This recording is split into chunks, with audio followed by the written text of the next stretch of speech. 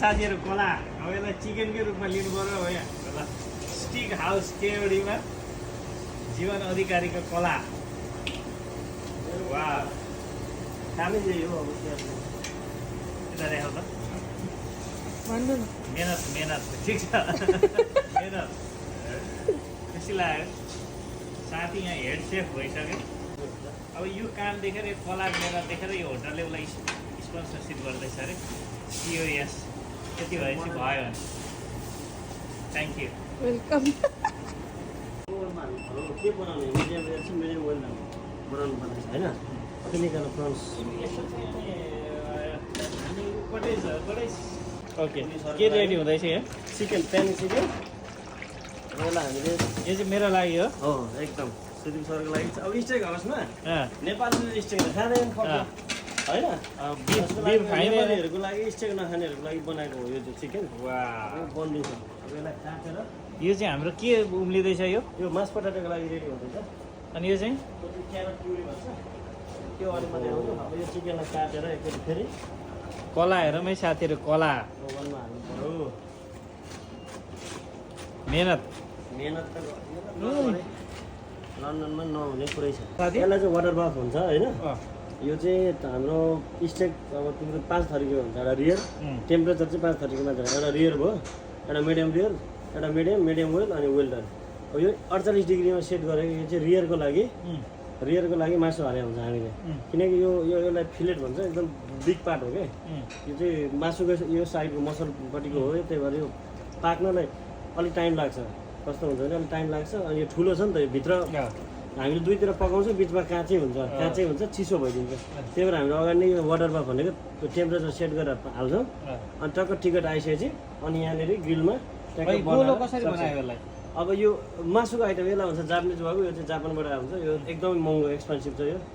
75 pound पर piece हुन्छ है 150 ग्रामको मासु हाले हुन्छ हामीले थाहा पाएर अब यो रिभाइ अघि मैले झिकाएको यो हो रिभाइ हो यसलाई चाहिँ युके रिभाइ भन्छ होइन ए अँ। हामीले अलरेडी पानीमा हाल्छौँ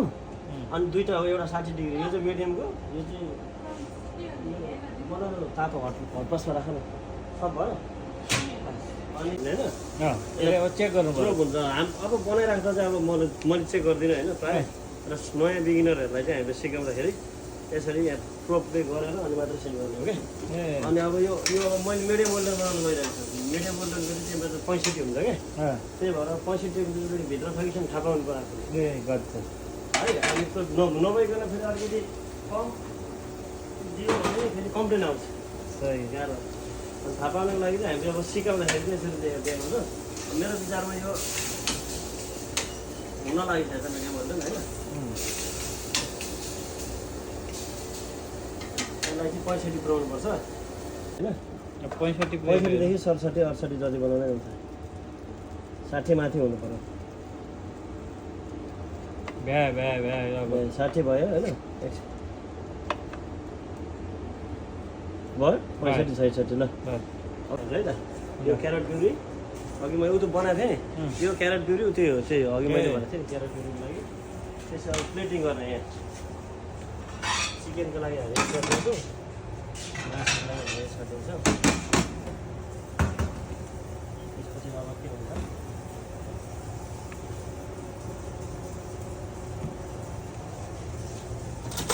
हामीले यसलाई के गर्छौँ प्लेटिङ गर्छौँ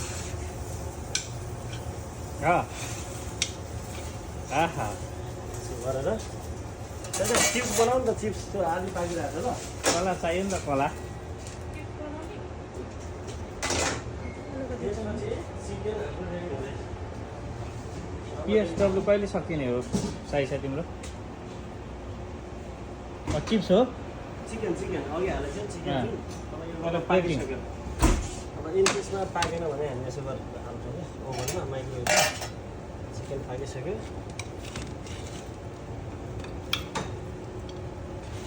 हाम्रो रोड साइड किचनको याद आइरह एकदम त्यस्तै छ कलर पनि यसलाई के भनिन्छ ट्रफल बटर ट्रफल ओइल भन्छ होइन वाह हालेर अलिकति टाइम भनेपछि विद्यार्थीले त यो काम किचन होइन त यो नेपालमा सिक्नु पऱ्यो नि त ल चिकन रेडी सुदीप सरको लागि स्पेसल चिकन रेडी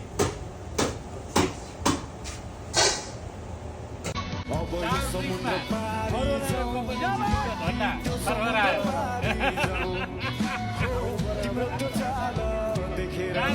मिस